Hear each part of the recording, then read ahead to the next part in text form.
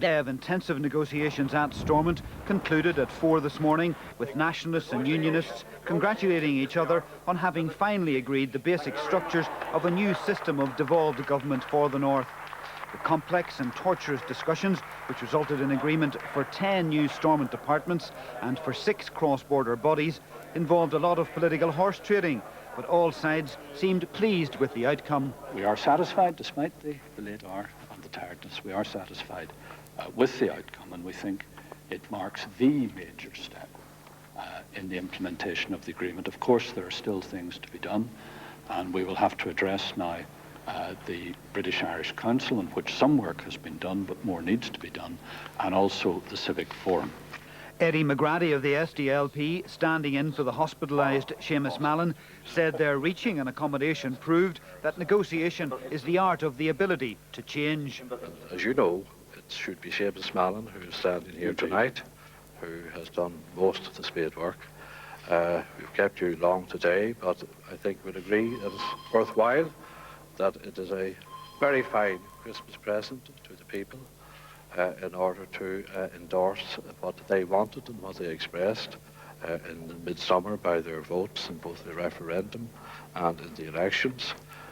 We look forward, our two parties, with the other parties, in debating the detail of these agreements as and when they are presented in early January to the Assembly. Gerry Adams, who had several meetings at the 11th hour with David Trimble, gave the agreed outcome a qualified welcome, describing it as significant baby steps forward. Although Republicans were clearly disappointed, there was no equality portfolio in the new administration. Sinn Féin, though, will be entitled to have 2 seats in the new cabinet. We have said clearly that we welcome, in a qualified way, tonight's agreement. We see it as moving the process into the next necessary stage. We're pleased with some parts and we're disappointed with other parts. Not surprisingly, support for the deal was far from unanimous. The DUP roundly condemned David Trimble, saying he'd taken another step inexorably down the road to Dublin. Once again, he's caved in. He has thrown away £90 million of taxpayers' money that could be used to build schools, hospitals, much needed in terms of bringing jobs to Northern Ireland, all thrown away on this bureaucracy, simply jobs for the boys, or as Ken McGuinness refers to it, a snout-in-the-trough approach to politics. The Assembly is now expected to reconvene in mid-January to debate last night's agreement in full. Brendan Wright, RTE News, at Stormont.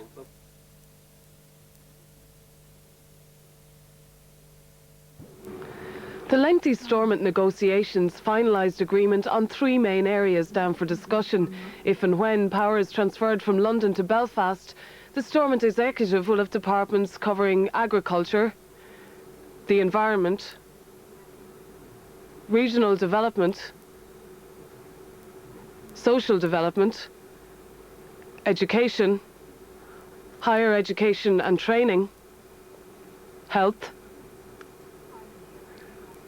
enterprise, culture, and finance. The 6 new cross-border implementation bodies will cover inland waterways, food safety, trade and business development, EU programmes, aquaculture and the marine, as well as the Irish language and Ulster Scots. 6 areas for North-South cooperation have also been agreed. They are transport, agriculture, education, health, environment and tourism. When the Belfast Agreement was hammered out during the gruelling negotiations of April last, strands 1, 2 and 3 were seen as crucial to the implementation of the pact. Last night's deal goes a long way to addressing 2 out of 3 strands. Now the third, the establishment of a British-Irish Council, must be tackled. Aoife Kavanagh, RTE News. For the second night in a row, American and British warplanes have carried out a series of bombing raids on Iraq. The British and American forces say they've hit 50 targets over the last 36 hours. The attacks are reported to have targeted suspected military targets in Baghdad, with more powerful cruise missiles than those launched the previous night. During a press conference this morning, the British Defence Secretary said the bulk of the strikes were outside Baghdad and aimed at targets associated with weapons of mass destruction. According to senior US officials, a third wave of airstrikes has been ordered. The attacks took place in 2 waves last night, the second ending before dawn.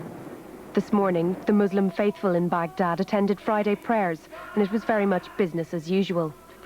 Iraqi officials said over 20 people have been killed in Baghdad alone since the attacks began on Wednesday. The minimum deaths which have been observed by the hospitals, not less than 25 from yesterday until today. Is that from across this country, sir, or just from the Baghdad area? Only from Baghdad. But the majority of attacks have concentrated on targets outside Baghdad. The British Defence Secretary assessed the damage inflicted on Iraq following 2 nights of attacks in a press briefing this morning. As a result of this precision bombing, we have inflicted damage on military air defence sites, on Saddam's command and control networks, and on the infrastructure of the Republican Guard. But let me here make a very clear point. Saddam's ability to make and to use chemical and nerve weapons is being reduced with every day and with every raid on his military structures. But the strikes have evoked an angry reaction throughout the Arab world and elsewhere. Russia has withdrawn its Washington and London ambassadors and says it is rethinking security strategy, including relations with NATO. It is the first time Moscow has recalled an ambassador to the United States since World War II. China says the US and British attacks on Iraq had set a dangerous and odious precedent. Early this morning, air raid sirens could once again be heard over Baghdad. It's been reported that a new wave of attacks have been ordered for tonight. Annabelle Egan, RTE News. On the day that the House of Representatives will debate impeaching President Clinton, a leading Republican has admitted to having extramarital affairs. Bob Livingston, the new Speaker-elect of the House, plunged Congress into a new wave of upheaval when he made the admission at a meeting in Washington late last night. Bob Livingston swept past reporters last night after stunning his Republican colleagues with an admission of extramarital affairs. His confession came after the affairs were first reported in Roll Call newspaper on Capitol Hill.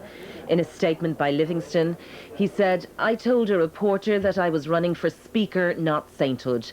There was a reason for those words.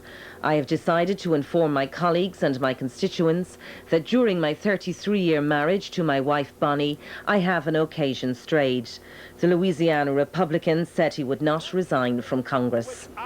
Meanwhile, the House of Representatives is preparing to debate impeaching President Clinton on charges that he lied under oath about his sexual liaisons with Monica Lewinsky. A decision to impeach is considered likely, with a number of Republicans now saying they'll vote against the president. Democrats say the debate shouldn't be held while US forces are in action in the Gulf. A final vote is expected tomorrow, although procedural struggles are likely. The attack on Iraq and the impeachment debate remain completely intertwined, as American news channels switch between shots of warfare in the Gulf and the impeachment war at home.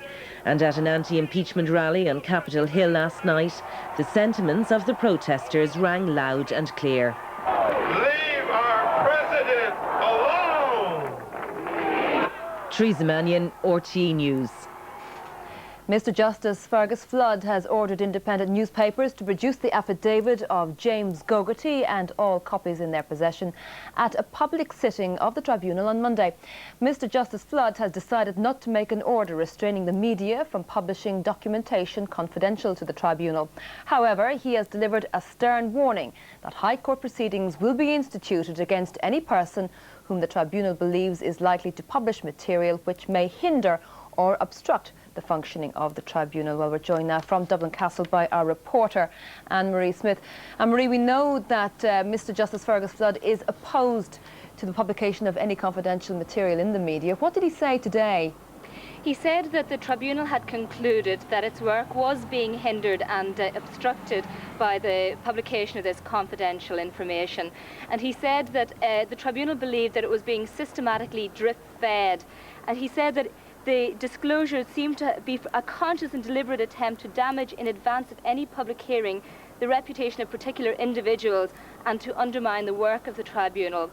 Now, he didn't use the powers which have been debated here on Wednesday under Section 4 of the Tribunals Act, under which he may have been able to make an order restraining publication. However, he did issue a stern warning to media organisations that if any individual was believed to be about to publish such documentation, that he would institute High Court proceedings against them, and that they did so at their peril. And he did reserve particular remarks for independent newspapers. Yes, he said that independent newspapers had taken a different approach to this than the other media organisations. He said that they seemed to believe that they were above the law in some fashion, that was the impression that they gave. He'd asked them before to furnish him with a copy of the affidavit of James Gogarty's that they had published, the contents of which they had published, and they declined to do so. Now he has ordered them to furnish that at a special sitting on Monday at 10 o'clock. Anne-Marie, thank you very much. 2 elderly sisters evicted from their Dublin home 2 months ago were back in the Supreme Court today. Counsel for Rose and Eileen Blackall asked that the case be removed from the list for the present. The Supreme Court granted the motion. It's understood negotiations are continuing between the parties. It was late October when Eileen and Rose Blackall, aged 86 and 81 respectively, were evicted from their Blackrock home, Marino Park. The house had been at the centre of a protracted legal wrangle going back decades, involving the sisters, their late brother, and eventually his widow Iris. The High Court ordered that the house be sold to a builder for £400,000 so that its cash value could be realised and split between the parties. The sisters objected, and eventually the eviction followed. Since then, the sisters have appeared in the Supreme Court on a number of occasions in an attempt to resolve this dispute. Today, the sisters' counsel, Dr. Michael Ford, asked the Supreme Court to remove the case from the list with liberty to re-enter. The Chief Justice, Mr. Justice Hamilton, agreed to remove it from the list for the moment. Caroline Costello BL for Iris Blackall sought an order for costs. However, the court said it had no jurisdiction to award costs. It said the case was not properly before it, as no proper notice of appeal had been served. It's unclear whether this will be the last court appearance involving the Blackall sisters and the Marino Park house. It's understood negotiations between the parties are continuing. No further court appearances have been scheduled in the immediate future. Ingrid Miley, RTE News at the Supreme Court.